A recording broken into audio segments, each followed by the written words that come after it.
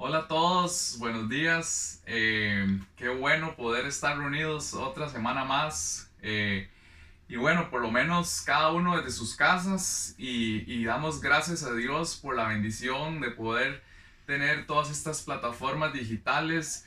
De una u otra forma queremos hacerle llegar nuestro caloroso saludos y bendición a cada uno de sus hogares. Y damos gracias a Dios porque eh, esta carta de Primera de Pedro y con hoy finalizamos ha sido una bendición para una u otra cosa en nuestras vidas, en cada uno de nosotros. Dios conoce las dificultades los sufrimientos o las debilidades o las cosas que estamos pasando, pero damos gracias a Dios porque eh, Dios puso en el corazón de Dani esta carta para ser predicada durante este tiempo y hoy llegamos al cierre de esta carta. Entonces quiero que me acompañen. Vamos a leer Primera de Pedro, capítulo 5 y versículos del 12 al 14. Entonces quiero que abran sus Biblias en sus casas y me acompañen y con gozo podamos disfrutar y pedirle a Dios que nos dé claridad y entendimiento a este mensaje. Entonces, Primera de Pedro 5 del 12 al 14 y voy a leer para ustedes en nueva versión internacional. Eh, esta carta, estas palabras son las últimas palabras de Pedro en su primera carta. Entonces, con esto cerramos todas estas semanas y meses que hemos venido enseñando esta carta. Entonces dice así: con la ayuda de Silvano, versículo 12, a quien considero un hermano fiel, les he escrito brevemente para animarlos y confirmarles que esta es la verdadera gracia de Dios. Manténganse firmes en ella. Saludos de parte de la comunidad que está en Babilonia, escogida como ustedes, y también de mi hijo Marcos. Salúdense los unos a los otros con un beso de amor fraternal. Paz a todos ustedes que están en Cristo. Señor, te damos gracias esta mañana por el privilegio que tenemos, Señor, de poder levantarnos y leer tu palabra, Señor. Gracias porque tu palabra es verdad a nuestra vida, Señor. Y te pido que tu palabra sea calada, Señor, sea sembrada en nuestros corazones, que cambie nuestras vidas, que cambie nuestra manera de pensar y que así podamos reflejar tu luz, Señor. Gracias porque ha sido una bendición esta carta durante todo este tiempo, Señor, y te pedimos que tú traigas claridad y entendimiento a cada uno de nosotros. Tú conoces, Señor, lo que estamos pasando y tú conoces nuestro entendimiento, Señor. Y te pido que tu palabra traiga verdad, Señor, y convicción a nuestras vidas, Señor, de que tú eres lo que realmente importa, Señor, en este mundo, Señor, y que trae gozo, Señor, a nuestros corazones. Oramos y te ponemos este mensaje en tus manos, en el nombre de tu Hijo Jesús. Amén. Ok, esta semana, cuando comencé a preparar el mensaje, cuando leí rápidamente estos 3 versículos, mi pensar en ese momento fue como, ¿y qué voy a enseñar de esto? Si tal vez pareciera como un saludo, una despedida final y que las palabras tal vez son muy cortas, ¿verdad? Las frases, ¿y qué voy a enseñar de esto? ¿Verdad? Es como si uno al final de una conversación te topas con alguien y lo saludas y al final decís como, bueno, pura vida y espero que todo siga bien, ¿verdad? Y la conversación ahí queda. Pero esto, cuando ya después seguí estudiando, esto no es así, ¿verdad? Primero que todo, recordemos que toda la escritura es inspirada por Dios, como dice Primera de Timoteo, y es útil para enseñar, para reprender, para corregir y para instruir en justicia. Por ende, hay un propósito especial por la cual Pedro pone este cierre y esta conclusión aquí en su primera carta.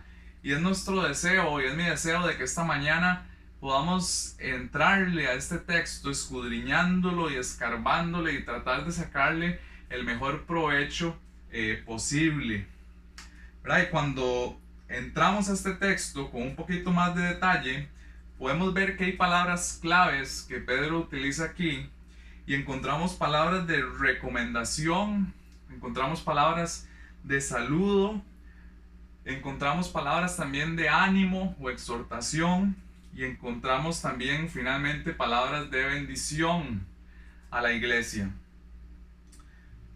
Pero antes de iniciar, quisiera nada más que recordemos que esta carta, al igual que el resto de las cartas del Nuevo Testamento, están escritas de un creyente a otros creyentes, ¿verdad? Y Pedro lo deja esto muy claro desde el capítulo 1, versículo 1, donde se dice de sí mismo que él es apóstol de Jesucristo, y se dirige a esta carta a todos los elegidos, los extranjeros y peregrinos por el Ponto, por Galacia, por Capadocia, por Asia y Bitinia, dice, según el previo conocimiento de Dios.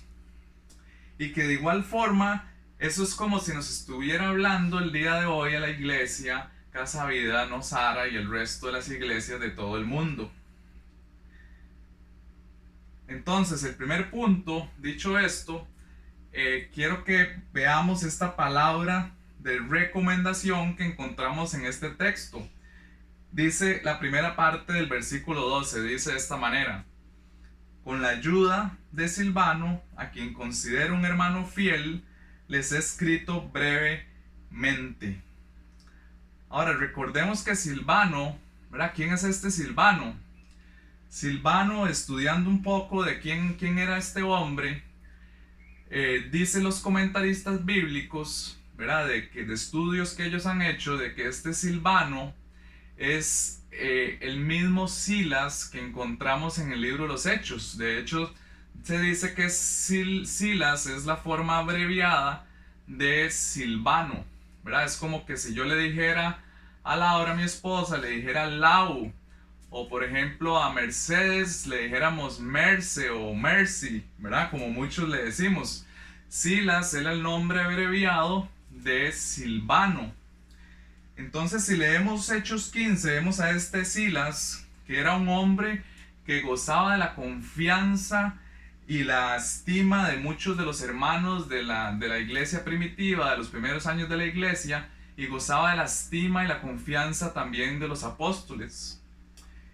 Y que de hecho también fue escogido este Silas por Pablo y Bernabé para llevar el mensaje después del concilio de Jerusalén a la iglesia de Antioquía. Si seguimos leyendo en Hechos 15, también encontramos que este Silas o este Silvano sirvió de mensajero, no solo, perdón, de mensajero, sino de compañero de misiones, ¿verdad? Recordemos que Pablo y Bernabé, encontramos en Hechos 15 que ellos se separaron, tuvieron unas diferencias, y Pablo tomó a Silas y Bernabé tomó a Juan Marcos, ¿verdad? Y de hecho este es el mismo Marcos que encontramos en esta carta al cierre de Primera de Pedro. Entonces, dicho esto, Pedro en el versículo 12 dice que fue con la ayuda de Silvano o de este Silas que escribió la carta. Pero ¿qué significa esta palabra ayuda? ¿En qué sirvió de ayuda Silvano? Y leyendo también, estudiando, esta palabra ayuda puede significar una de dos cosas o puede significar ambas cosas. La primera de ellas es que la carta fue escrita por Silvano, que Silvano pudo haber servido a Pedro como un secretario, ¿verdad? Mientras Pedro dictaba la carta, ahí estaba Silvano escribiendo. Muchas veces estas personas eran dotadas como de un talento especial y que era una facilidad de escritura que tenían. Y era muy común, de hecho, en el Nuevo Testamento, encontrar este tipo de secretarios o personas que ayudaran a escribir las cartas. Por ejemplo, Pablo, ¿verdad? Cuando él escribe Romanos, él al final dice que fue con la ayuda de su hermano Cuarto, ¿verdad? Probablemente sabemos de que Pablo tenía problemas en los ojos, ¿verdad? Y que él no podía escribir la carta y por ende su hermano Cuarto le ayudó a transmitirla. Y esto mismo puede significar esta palabra ayuda, de la cual Silvano le brindó a Pedro. Otra cosa que pudo haber sido esta ayuda fue que Silvano fue el mensajero, ¿verdad? Él fue el correo que llevó esta carta a las diferentes iglesias de Asia Menor que leímos anteriormente. Ahora, el punto es, ¿verdad? Sea una o sea la otra, o sea ambas, esto no es lo importante acá. Lo importante aquí y el punto que quiere recalcar Pedro es que Silvano le sirvió de manera fiel, ¿verdad? Y que también, al igual como todas las iglesias de Asia Menor pudieron disfrutar de la fidelidad de Silvano, hoy y toda la iglesia universal a través de los años ha podido también disfrutar de esta carta gracias a ese hermano fiel que estuvo al lado de Pedro sirviendo. Ahora, el punto que entendamos esto es de mucha importancia. ¿Por qué? Porque si hoy nos sentáramos a escribir, por ejemplo, una bibliografía de Silvano, tal vez no podríamos encontrar mucha información de Silvano, ¿verdad? Y tal vez erróneamente podríamos empezar a decir, ah, no, es que Silvano no era tan importante, ¿verdad? Porque esa es nuestra naturaleza, de que vemos que las personas que se exponen más, por ejemplo, tal vez como un Pedro, un Pablo, un Timoteo, ¿verdad? Que eran personas que tenemos más información en la Biblia, nuestro pecado, ¿verdad? Nos hace pensar de que Silvano no era tan importante o tan relevante, perdón, en el Nuevo Testamento.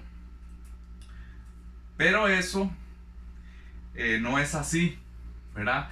La Biblia, como les decía anteriormente, dice que este era un hermano fiel, que gozaba de la confianza, que gozaba, ¿verdad? De esa ayuda, ¿verdad? Normalmente, que era bendición para el resto de los hermanos y que por ende era de suma importancia para la iglesia primitiva. Y entender esto, ¿verdad? De que muchas veces no se ocupan puestos de mucha visibilidad para servirle fielmente al Señor, nos da una enseñanza grandísima, ¿verdad? En la iglesia de hoy. ¿En qué? En que no ocupamos tener un puesto de mucha visibilidad en la iglesia o dentro de la iglesia para poder servirle al Señor, ¿verdad? De una manera fiel. Aun cuando ni siquiera, ¿verdad? Nadie nos vea. Y la importancia acá es que el Señor nos encuentre sirviéndole a Él fielmente. Y digo esto, y cuando estaba estudiando esto, se me venía a la mente la parábola de las minas. No sé si recuerdan, y de hecho hace unas semanas atrás, en las clases de teología sistemática, inclusive hablábamos de esta parábola. Y es Jesús en Lucas 19, capítulo 19, Jesús habla de esta parábola y recordemos que esta parábola cuenta de un rey, ¿verdad? De que había entregado una buena cantidad de dinero a 10 de sus siervos para que hicieran negocio y para que hicieran ganancias le produjeran ganancias con el dinero que les daba el rey. Y la parábola cuenta que el rey tiempo después regresa a donde están sus siervos y les pide cuentas a cada uno de sus siervos de qué habían hecho con la plata que se les había dado. Y dice el versículo 17 de esta forma, cuando el rey le pide a uno de sus siervos y dice que este siervo era el que había producido más. Y veamos qué dice el versículo 17. Dice que el rey le contesta: hiciste bien, siervo bueno, puesto que has sido fiel en tan poca cosa, te doy el gobierno de 10 ciudades. A Dios, ¿verdad? Nuestro Rey no se le escapa de vista que nosotros le estemos sirviendo de manera fiel día y noche, ¿verdad? Él es el único que puede ver en lo profundo de nuestros corazones, escudriñar de saber si estamos haciendo las cosas de una buena intención, no para agradar a los hombres, sino para agradar a Dios. Y eso es lo único que debería importarnos.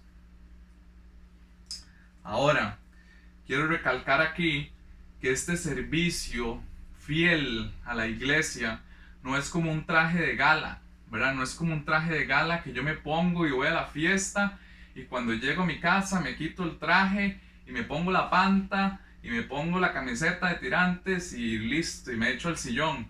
No, ¿verdad? Esa no es la manera en que Pedro quiere transmitir aquí de que, de que le sirvamos al Señor de manera fiel. Inclusive Pedro va mucho más allá y por ejemplo, en su primera carta, en el capítulo 4, versículos del 7 al 11, encontramos lo siguiente. Dice: ya se acerca el fin de todas las cosas. Así que para orar bien, manténganse sobrios y con la mente despejada. Sobre todo, ámense los unos a los otros profundamente, porque el amor cubre multitud de pecados. Practiquen la hospitalidad entre ustedes sin quejarse. Cada uno ponga al servicio de los demás el don que haya recibido, administrando fielmente la gracia de Dios en sus diversas formas. El que habla, hágalo como quien expresa las palabras mismas de Dios. El que presta algún servicio, hágalo como quien tiene el poder de Dios. Así Dios será en todo alabado por medio de Jesucristo, a quien sea la gloria y el poder por los siglos de los siglos. Amén. Entonces, leyendo esto y dicho todo esto, yo los quiero animar esta mañana. Yo los quiero animar a que no permitamos, ¿verdad? Sabemos las condiciones en que estamos, en que estamos en medio de una pandemia y el gobierno nos pide hacer nuestras burbujas en nuestras casas y estar lejos de las personas, pero también no permitamos que eso nos empiece, ¿verdad?, a causar un desinterés, un alejamiento de las personas de la iglesia, y que el amor que sentimos y que hemos sentido y que somos llamados a sentir por nuestros hermanos sea opacado, ¿verdad? Yo los animo a que realmente hagamos un esfuerzo de ver de qué forma podemos mantener ese amor, ¿verdad? Llamándonos unos a otros por medio también, como les decía al principio, existen una gran cantidad de formas en las plataformas digitales, inclusive hasta de lejos en la calle, ¿verdad? Poderse saludar y demás, pero necesitamos saber qué está pasando, ¿verdad?, en las vidas de todos nosotros, ¿verdad? Y somos llamados a poner en práctica y ejercitar nuestros dones y ponerlos al servicio de los demás. Entonces yo los animo a que no perdamos, ¿verdad?, y de poner en práctica nuestro servicio de una manera fiel y de una manera fiel al Señor. Ahora, como segundo punto de esta mañana, este pasaje nos presenta también no solamente palabras de saludos, ¿verdad? O palabras de presentación, o como este hermano fiel, sino también nos presenta palabras de ánimo. Y dice la segunda parte del versículo 12, todo el versículo 12 dice: con la ayuda de Silvano, a quien considero un hermano fiel, les he escrito brevemente. Y ahora, ¿para qué? Dice: para animarlos y confirmarles que esta es la verdadera gracia de Dios. Manténgase firmes en ella. Ahora, como hemos venido hablando durante, ¿verdad?, y casi que toda la carta de Pedro, uno de los propósitos principales de Pedro al escribir su carta es que él quería animar, él quería persuadir, él quería consolar a través de toda su carta a todos los hermanos de las diferentes iglesias de Asia Menor, en medio de todas esas dificultades y sufrimientos que estaban pasando, ¿verdad? Llámese sociales, políticos, económicos. Había persecución por su fe, Y entonces estos estaban pasando por tiempos difíciles, ¿verdad? Y es como si, es como, eh, bueno, antes de entrar en eso, que quisiera darles una ilustración. Tal vez esta ilustración nos pueda ayudar a entender un poco mejor la intención que Pedro tenía a la hora de escribir su carta. Y esta ilustración es esta. Pensando un poco de esto, eh, pensé en que Lau y a mí, por ejemplo, nos gusta mucho ver un programa de televisión que se llama, en inglés se llama American Ninja Warrior, ¿verdad? Y no sé si lo han visto, pero básicamente lo que es el programa es que es de un competidor que tiene que pasar por un montón de obstáculos, y a veces los obstáculos se ponen más difíciles y van pasando por una serie de obstáculos hasta llegar a una meta. Pero el punto es que a través de todos esos obstáculos, el programa enseña que al lado del competidor va el entrenador, ¿verdad? O va, no sé, el esposo, ¿verdad? O el novio, lo que sea, pero siempre hay alguien ahí a la par. Y esa persona la que está haciendo es animando al competidor, diciéndole, vamos, ahora sigue esto, y ¿verdad? Y como que no afloje, y continúe, y ¿verdad? Manténgase ahí. Y ese va animándolo, animándolo. Y esa es la intención que Pedro quiere dar en su carta. Pedro lo que quiere transmitir a través de toda la carta es esa voz de ánimo a estos creyentes. Que no se cansen de correr en la carrera de la fe, ¿verdad? Y a pesar de todos esos obstáculos, a pesar de la persecución, a pesar de todo lo que están pasando, Pedro lo que le está diciendo es, yo los conozco, yo los he sentido, yo los he vivido. Pero ánimo, manténganse firmes. Esta es la verdadera gracia de Dios. Manténganse firmes. Pero no solo para animar escribió Pedro esta carta, sino que también este versículo nos dice que Pedro la escribió para confirmarles. ¿Para confirmarles qué?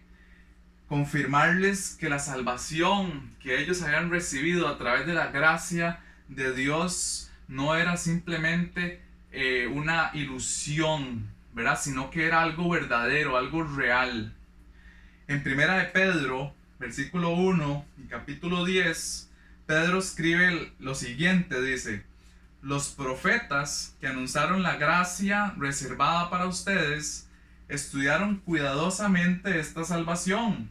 Dice el versículo 11, querían descubrir a qué tiempo y a cuáles circunstancias se refería el Espíritu de Cristo que estaba en ellos cuando testificó de antemano acerca de los sufrimientos de Cristo y de la gloria que vendrían después de estos. Este pasaje nos muestra los tres temas principales que han sido predominantes en toda la carta de Pedro. ¿Y qué son? Básicamente son gracia, sufrimiento y gloria. Esos son los tres temas predominantes a través de la carta. Y menciono esto porque el punto de Pedro aquí, y la razón por cual quiere confirmarles de que están en el lugar correcto y que manténganse firmes, es porque si ellos se encuentran en ese camino de la gracia de Dios y yendo en ese camino se encuentran con sufrimientos y con obstáculos, no es que están en un camino equivocado, sino que ese es el camino, y ese es el camino que lleva a la gloria, ¿verdad? Gracia, sufrimiento y gloria. No están equivocados, manténganse firmes en ella. Anteriormente también hemos dicho que el camino que lleva a la salvación definitivamente no es fácil, ¿verdad? Hemos hablado de que hay pecado en el mundo, vivimos en medio de un mundo caído, en medio de un mundo que es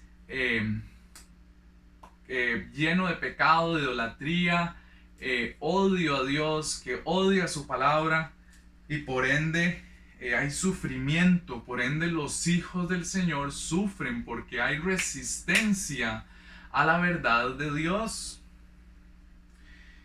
Y el pastor Dani la semana pasada nos explicaba de una manera magistral, de una manera extensa, de qué significaba esa gracia, de cuál era la gracia que está hablando Pedro en este pasaje.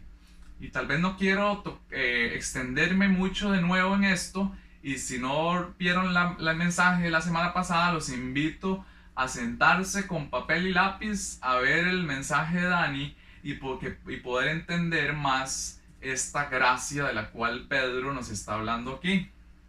Pero bueno, les voy a hacer un resumen. Dani básicamente nos explicaba de que en teología había un término que se llamaba gracia especial, y que esta gracia especial estaba basada en un amor complaciente de Dios, cuya fuente principal era la obra de Jesucristo, su vida, su muerte y su resurrección, ¿verdad? Y fue ir a través de esa obra de Jesucristo en la cual Dios nos da vida para que podamos por medio de la fe responder a ese llamado a Jesucristo, y que sea Él el que nos limpie y nos libre de la esclavitud del pecado, ¿verdad? Y nos llene de vida y nos llene del Espíritu de Él para que podamos responder con fe y ser reconciliados con Dios, ¿verdad? Y el Señor nos promete a través de Jesucristo seguir alimentándonos y seguir creciendo en santidad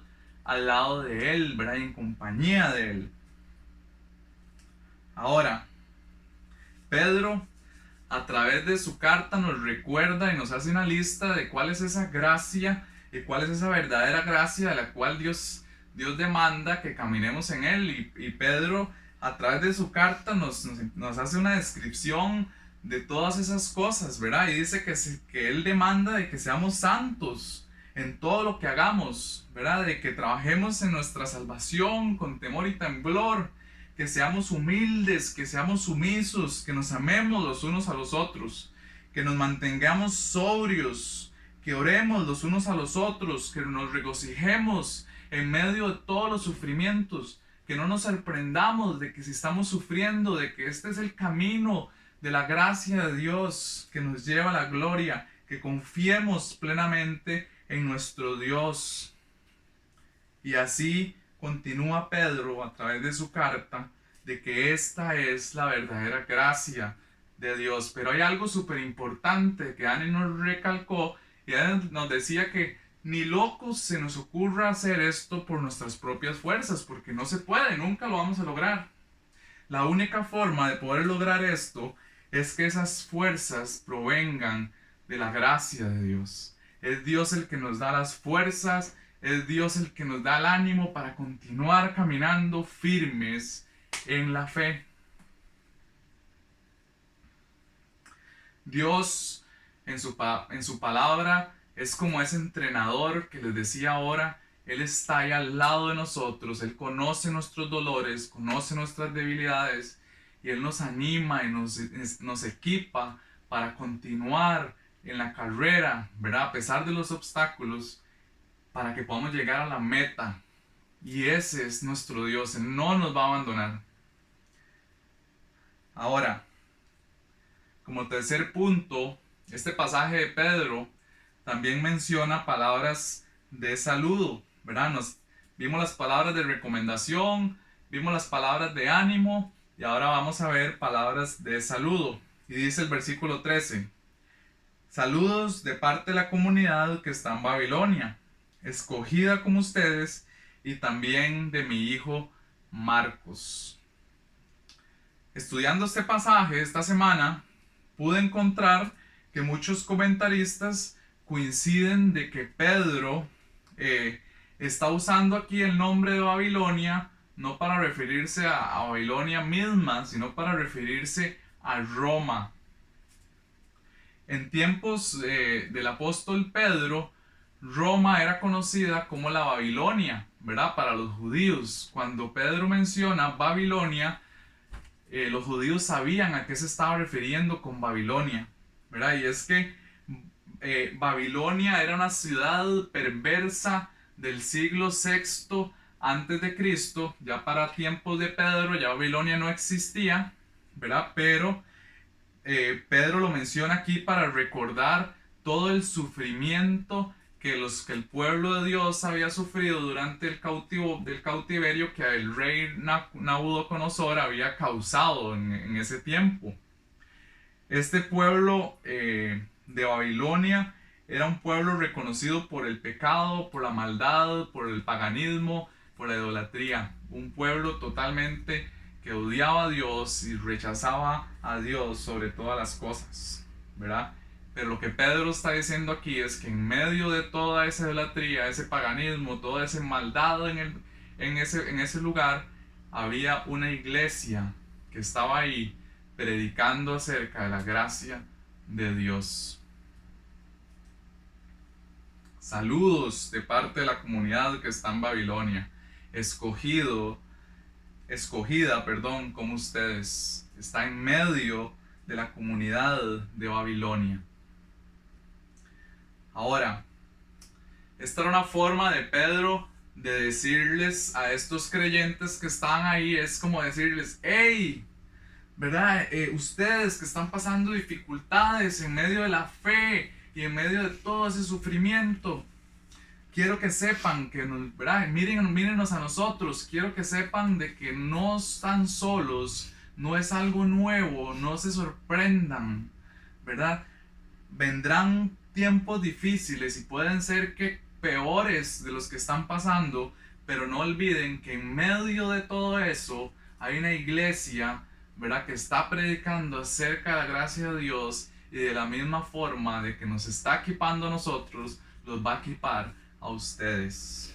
Esta es la gracia de Dios. Pedro les recuerda a estos hermanos de Asia Menor de que también ellos, ¿verdad? Esta iglesia que está en Babilonia, y igual que las otras iglesias de Asia Menor, igual que toda la iglesia universal, son extranjeros y peregrinos en el mundo, ¿verdad? De que no son ciudadanos de este mundo, son ciudadanos del cielo, son extranjeros y peregrinos, como lo dice 1 Pedro 2, versículo 11, ¿verdad? Y Dios los había llamado a salvación en medio de una ciudad corrupta, en medio de una ciudad llena de pecado. Había luz en medio de eso.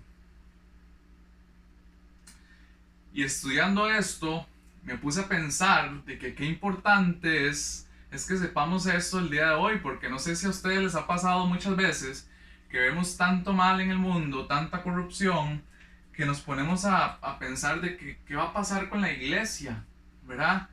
Y a veces hasta nos ponemos a filosofar y perdemos un poco la esperanza, nos desanimamos un poco, o inclusive hasta pensamos en nuestros hijos, ¿verdad? ¿En qué mundo van a vivir nuestros hijos?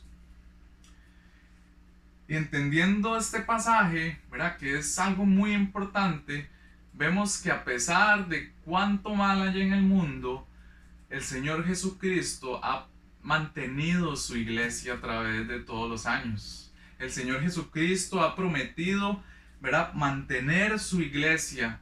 En Mateo 16 dice que las puertas del Hades no prevalecerán contra la iglesia. Pero el Señor Jesucristo ha prometido mantenerla y Él cumple lo que promete. Recordemos también de que esta batalla no es una batalla entre el bien y el mal, como dos fuerzas iguales que están por encontrarse, y que nosotros estamos a la expectativa a ver cuál de las dos fuerzas es la que va a ganar. No es así, ¿verdad? Recordemos que la batalla ya está ganada. Jesucristo en la cruz murió y resucitó y venció la muerte y venció a Satanás, ¿verdad? Ya la batalla está ganada. Y ese es nuestro Dios, y tenemos que tener la confianza y la certeza de que ese es el Dios que nos respalda y que nos mantiene firmes en medio de todos estos sufrimientos. Dios definitivamente, esa ha sido la historia de toda la redención, en el cual Dios ha mantenido un pueblo escogido, un pueblo elegido por gracia desde antes de la fundación del mundo para la gloria de Él. Esta iglesia en Roma también nos recuerda de que en medio de todas las dificultades, en medio de todos los obstáculos que pueda haber en nuestra vida, ¿verdad?, en medio de todos los problemas que podamos tener día con día, laborales, ¿verdad?, sentimentales, problemas económicos, cualquiera que sea nuestro problema, eso no impide que nosotros podamos continuar sirviéndole al Señor de manera fiel, poniendo en práctica los dones que Él nos ha dado, porque el Señor de una u otra forma nos ha equipado a cada uno de nosotros. Ahora, por otra parte, este versículo 14 también no solamente anima a estas iglesias, sino también que les dice, en el versículo 14 dice que salúdense los unos a los otros con un beso de amor fraternal. Y tal vez cuando leemos esto del beso nos ponemos a pensar como un beso, ¿verdad? ¿Qué es eso? Y bueno, en el mundo antiguo, ¿verdad? Al igual que muchas familias el día de hoy, es normal que nos saludemos con un beso, con un abrazo, ¿verdad? Un beso en la mejilla, un beso en la frente, en la mano, es algo tal vez normal dentro de la cultura. Y lo que Pedro quiere recalcar aquí es que de igual forma, como hacemos esto en nuestra familia de carne y hueso, también recordemos que tenemos una familia espiritual y que por ende debemos tratarnos con ese mismo afecto familiar. Ahora, lo que Pedro no está diciendo es que el beso es un mandato dentro de la iglesia, ¿verdad? Y que todas las iglesias, en la iglesia universal, ¿verdad? De todo el mundo tienen que saludarse con un beso, ¿no? Eso no es lo que está diciendo Pedro. Pero lo que sí está diciendo es que debe haber un trato cálido, un verdadero afecto de amor y cada cultura entendiéndose en la manera correcta que debe hacerlo. Por ejemplo, hay lugares, ¿verdad? Que tal vez como en Asia, donde tal vez no le vas a llegar a dar un beso a alguien, pero tal vez si usted ve los chinitos, ¿verdad? Tal vez simplemente algo así, ¿verdad? Es algo caluroso, ¿verdad? No sé. O tal vez en Estados Unidos un simple apretón de manos es algo caluroso.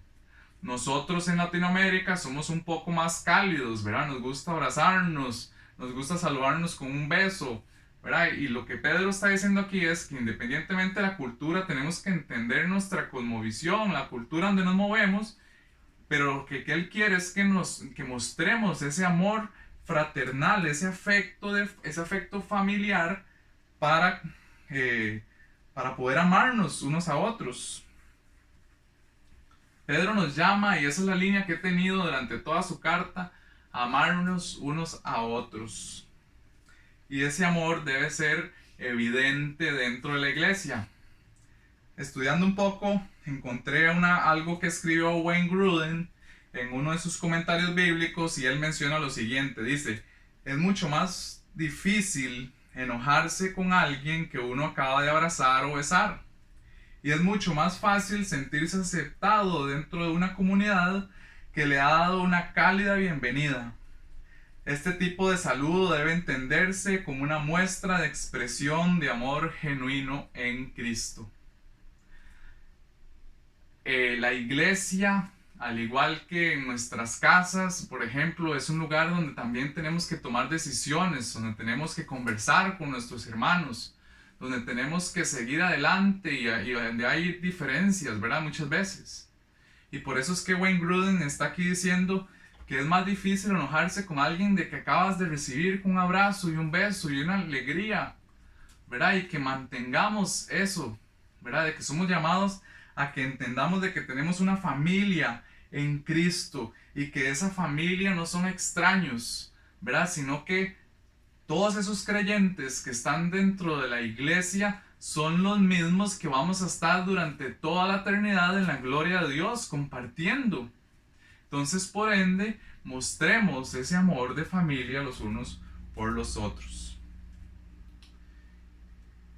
Y para cerrar, encontramos estas últimas palabras, y es el cuarto y último punto del día de hoy, que son palabras de bendición. Y dice la segunda parte del capítulo 14, dice, paz a todos ustedes que están en Cristo.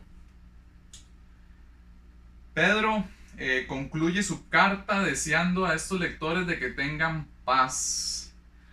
Ahora, pero este concepto de paz es un concepto diferente a la paz que tal vez nosotros entendamos el día de hoy, ¿verdad? Esa paz que nos ofrece el mundo es una paz diferente a la que nos ofrece Cristo.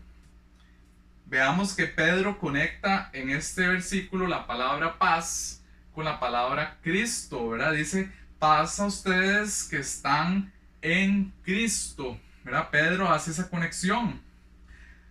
Ahora, Pedro le recuerda a estos lectores que aún en medio de todas las dificultades, aún en medio de todos los sufrimientos, somos llamados a sentir paz, y que esa paz no es una paz que proviene de nosotros mismos, sino que es una paz que brota de nuestra relación con Cristo, ¿verdad? Es el hecho de que estamos unidos a Él, ¿verdad? Un mismo espíritu, que podamos experimentar esa paz.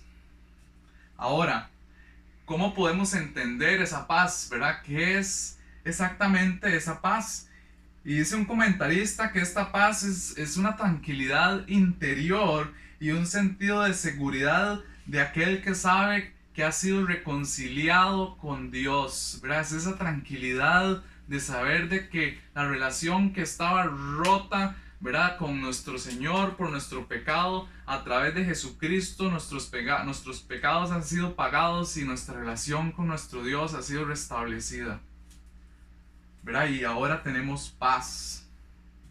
No sé si les ha pasado, pero hay veces nos encontramos con un amigo o alguien cercano de nosotros que sabemos que no es cristiano y le preguntamos que cómo está, ¿verdad? Y muchas veces lo que nos recibe es una fachada de una sonrisa diciendo que todo está bien, que no hay ningún problema, ¿verdad? Y que pura vida, tuanis, ¿verdad? Pero muchas veces sabemos que, ¿verdad? Porque sabemos porque tenemos una cercanía con esas personas, de que eso es una mentira, ¿verdad? De que una vida sin Cristo es una vida llena de problemas y que no hay paz en el corazón de esas personas,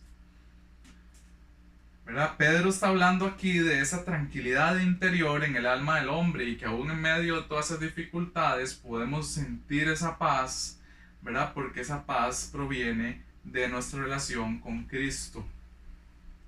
Juan capítulo 14 versículo 17 dice: la paz les dejo y mi paz les doy, yo no se la doy a ustedes como la da el mundo. Esta paz no es una paz que nos la puede dar los médicos, que nos las puede dar los medicamentos. Es una paz totalmente diferente de la que Jesús nos ofrece. Es una paz que viene de Él. Ahora, ¿cómo puede vivir una persona, ¿verdad?, que no es creyente? ¿Cómo puede vivir esa paz? La Biblia nos explica que es imposible, de que no puede. ¿Por qué? Porque por más que intente callar esa voz de culpabilidad de la conciencia, ¿verdad?, tarde o temprano siempre va a brotar, siempre va a salir a flote ese sentimiento de culpabilidad que se posa sobre los hombros, de las personas que viven peleadas, ¿verdad?, o que están en pecado y que por ende no hay una relación con el Señor. Isaías 57, versículo 20-21 dice que los malvados son como el mar agitado, que no puede calmarse, cuyas olas arrojan fango y lodo. No hay paz para los malvados. Y esta es la razón por la que muchas veces los incrédulos tratan de mantenerse siempre ocupados, siempre buscando qué hacer, porque tienen una conciencia que los acusa, y cada vez que esa conciencia, ¿verdad?, trae o flota todo ese pecado, toda esa culpa, ellos tratan de buscar algo que hacer para mantenerse, ¿verdad?, la mente ocupada y no pensar en eso y no cargar con eso. Por eso es que siempre se están moviendo, y ese es lo que está hablando Isaías en este versículo.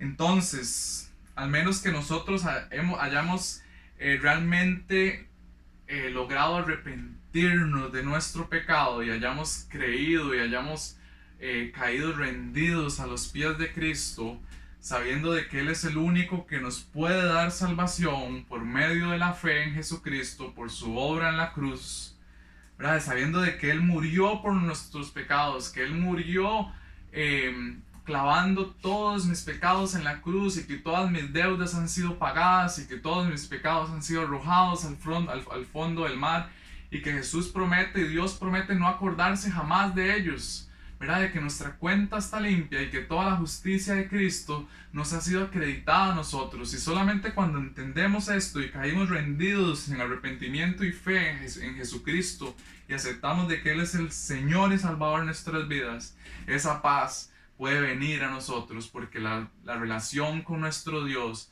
ha sido restablecida. Hemos sido reconciliados con Dios por medio de la obra de Jesucristo. Y esa es precisamente la paz de la que Pedro está hablando en esta carta, y que la que Pedro cierra esta carta. Entonces, para cerrar, es mi deseo y es el deseo de toda la iglesia de que esa paz nazca y siga creciendo en el corazón de todos nosotros, ¿verdad? De que siga creciendo esa paz en nuestro caminar con Cristo, de que esa santidad que estamos trabajando con temor y temblor, ¿verdad? A través de nuestro caminar, y esa paz crezca cada día más en nuestros corazones. Ahora, si tú estás aquí y estás escuchando este mensaje el día de hoy y aún no has creído en Jesucristo como tu Señor y Salvador, y ¿verdad? Yo te invito a que hoy pienses, ¿verdad? Y realmente recapacites, de que caigas rendido a los pies de Cristo, ¿verdad? Y te arrepientas de tus pecados, y que puedas ver que Jesucristo también murió por tus pecados, ¿verdad? Y que puede darte vida y vida en abundante, que te puede librar de todos los pecados, que te puede librar de esa culpa que tal vez cargas en tus hombros. Y yo te invito a que realmente puedas llegar a sentir esa paz, que esa paz no la puede dar este mundo, sino una paz que solo brota en Jesucristo. Vamos a orar. Señor, yo te doy gracias esta mañana por este mensaje de hoy, Señor. Gracias porque esta carta de Pedro ha sido una bendición para todos nosotros. Gracias porque ha sido una carta de gracia, sufrimiento y gloria, Señor. Gracias porque hemos logrado ver que, Señor, aun cuando estábamos muertos en nuestros delitos y pecados, Señor, tú nos diste vida juntamente con Cristo. Señor, nos regalaste, Señor, esa vida, Señor, un regalo inmerecido que, Señor, por más que nosotros hubiéramos tratado de hacer cosas, Señor, para agradarte, hubiera sido imposible porque nuestra deuda era impagable, Señor. Y te damos gracias, Señor, porque aún así, Señor, tú nos amaste y entregaste a tu Hijo en la cruz, Señor, a morir por nuestros pecados. Y hoy Señor, para todos los que hemos confiado en ti, nuestra relación ha sido restablecida, Señor, contigo. Y hay paz en nuestros corazones. Señor, gracias porque a pesar de las dificultades, a pesar de los sufrimientos que podamos cada uno de nosotros tener, Señor, yo te pido que no nos opaquemos, Señor, sino que sigamos amándonos los unos a los otros, sirviéndonos, poniendo en práctica, Señor, y ejercitando nuestros dones.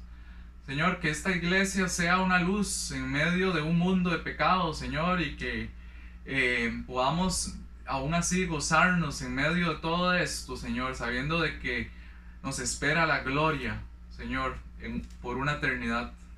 Te damos infinitas gracias, Señor, y oramos en el nombre de tu Hijo Jesús. Amén.